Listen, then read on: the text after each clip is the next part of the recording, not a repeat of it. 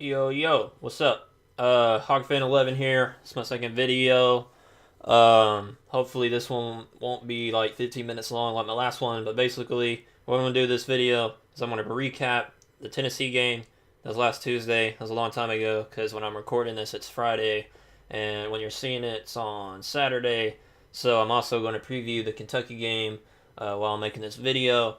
So yeah, let's just, before I get into clips, uh, player by player, Moses Kingsley in the Tennessee game, he played a lot better than Florida, but he still wasn't like amazing. He still wasn't like the Moses Kingsley that we thought he'd be. He's still like making, like he's still getting his shot blocked by like 6'5" players from Tennessee, which you'll see in a later clip that's in there. He did like take some in rhythm shots and made some good passes and seemed more aware and stuff like that. Dustin Thomas, I kind of ripped on him last video because he didn't have a good game at Florida, but nobody really did. But he got 7 rebounds and he had 6 points. But the 7 rebounds was what I thought was more important about his stat line. Manny Watkins had 8 points, which he usually doesn't score that much. Anton Beard has been Anton Beard since our first game, and he played well and led the team in scoring. Dusty Hannas, who's right here, cheesing in the camera right now, he hit some big threes.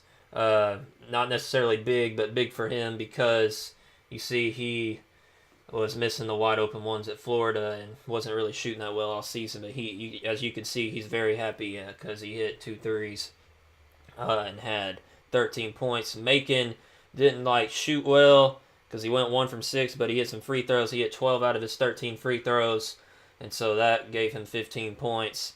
So we're happy with that. Trey Thompson had some key plays in there.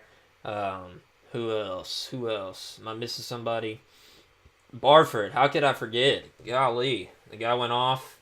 I think he went 5 for 8 from the field. He had a great game.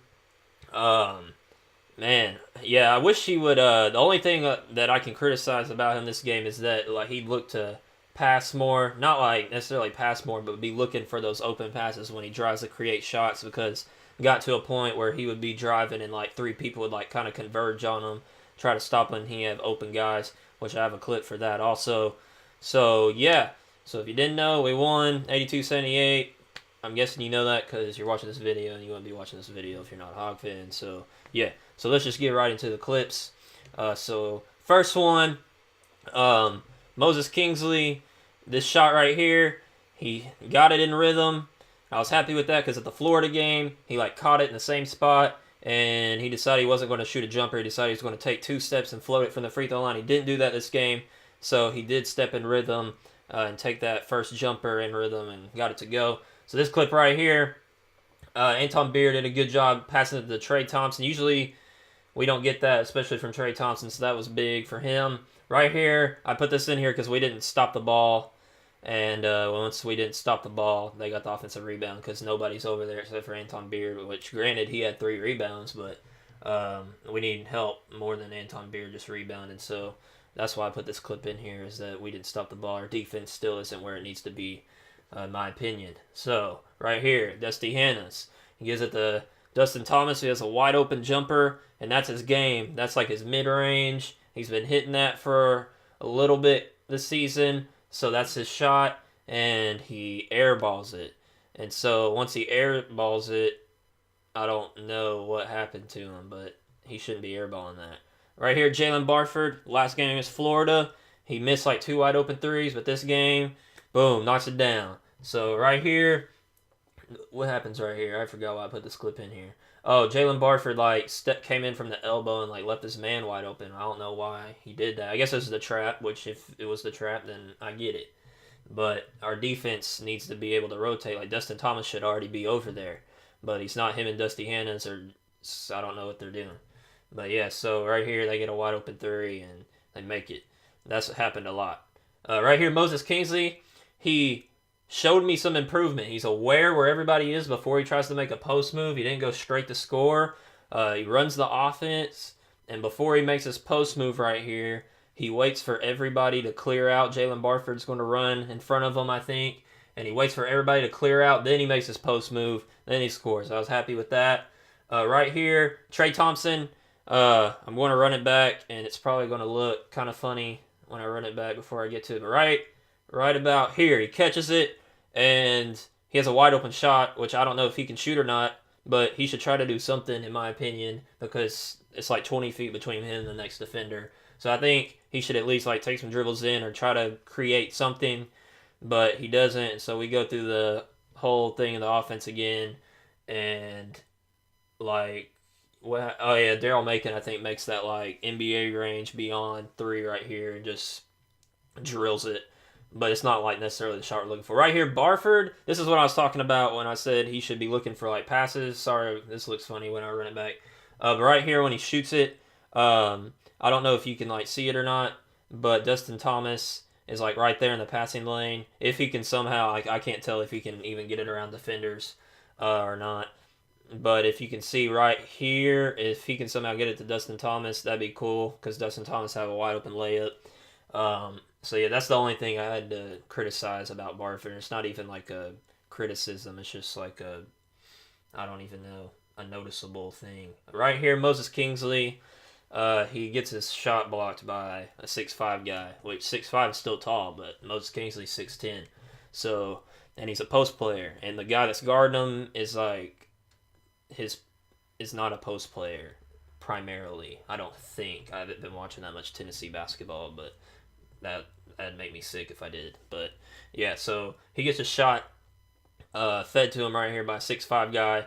And what makes it so crucial is 2 minutes left in the game. We're up by 3, so we need them to score, and they get a dunk on the other end, which brings it to a 1-point game. Right here, look at this little kid like in the front row. He's just clapping. He stands up and claps in his ear. Right here, Jalen Barford like, oh wait, yeah. Sorry, I'm doing this weird.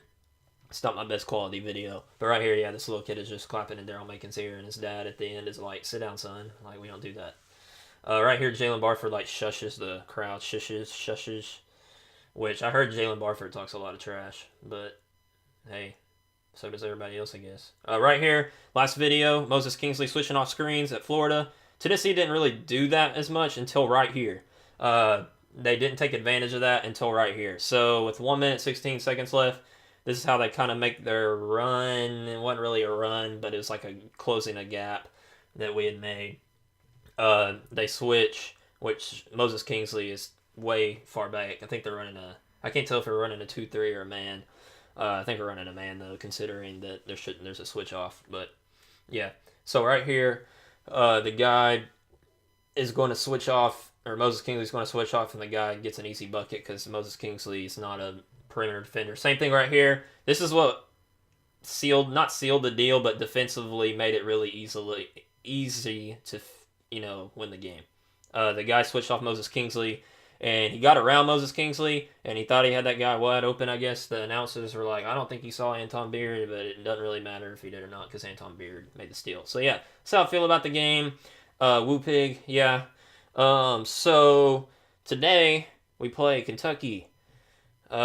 At Kentucky against our native betrayer, some might say, Malik Monk, who dropped 47 points at North Carolina. I'm sure you heard about it and don't want to hear about it anymore. So, my preview on this game is I hope we win. Obviously, every Hog fan hopes we win, but realistically, we're not going to be mad at them if they lose.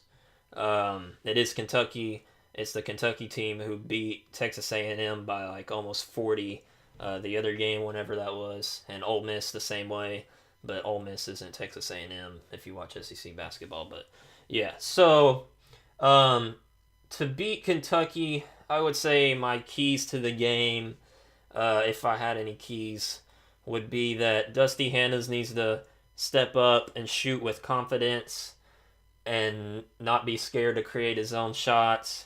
Jalen Barford is going to have to get in rhythm. Moses Kingsley especially is going to have to get in rhythm. And at the same time of him getting in rhythm, he also needs to be able to not turn the ball over. And I think we also don't need to be turning the ball over while trying to get it to Moses Kingsley. which I think to do that, other players need to create their own shots like Jalen Barford did against Tennessee and like Macon did against Florida and other teams, and Beard has been doing all season. Um, I'd like to see everybody needs to score pretty much. I don't see C.J. Jones or Adriel Bailey playing in this game, considering that they didn't play the last two. Well, Bailey played against Florida, but it was like 3 minutes, so I don't even count that. So yeah, that's what I think is going to happen. Well, what I think is going to happen if we win, but realistically, I think we'll lose by like 20. Hopefully, if we're lucky. I really hope they prove me wrong, but this is an insanely athletic Kentucky team. The one thing I will say about Kentucky is that they don't really have a primary big man. I mean, the Adebayo guy or whoever he is, he's like a big man, but he's no DeMarcus Cousins or Anthony Davis or Carl Anthony Towns or Cauley Stein. He's none of them in comparison. So I don't know. I don't see them scoring a lot of inside with Adebayo. I thought he was more of a defensive guy, but I haven't really been watching them because I don't want to watch Malik Monk anymore. But I kind of forced to today. So, yeah. So I think that their guards, Fox and Briscoe, and maybe even Malik Monk, they're going to attack the rim relentlessly. I think they're going to take advantage of Moses Kingsley switching off like I talked about this game and last game and get by him without a problem. I think they're going to play us at our own game, the fast pace, up tempo. I think they're going to beat us at our own game. Like I saw another game where they're like throwing full court passes off the inbounds and getting dunks off of them. But yeah, so that's what I think. Hopefully Malik Monk won't score 47 or whatever. It'll be pretty interesting to watch though. So yeah, that's I guess that's my opinion on the game today. Well, not today, but when I upload this, it'll be today. So yeah, let me know what you think in the comments and like, subscribe if you want to. Yeah, if you want to follow me on Twitter, it's HawksFan11. So hopefully you enjoyed this video. And yeah, so just know if we lose, we're in the suffering together, but hopefully we don't lose because we don't want to lose, especially to Kentucky. So yeah, so thank you guys for watching, if you watched this far, and I'll see you guys next video. Peace.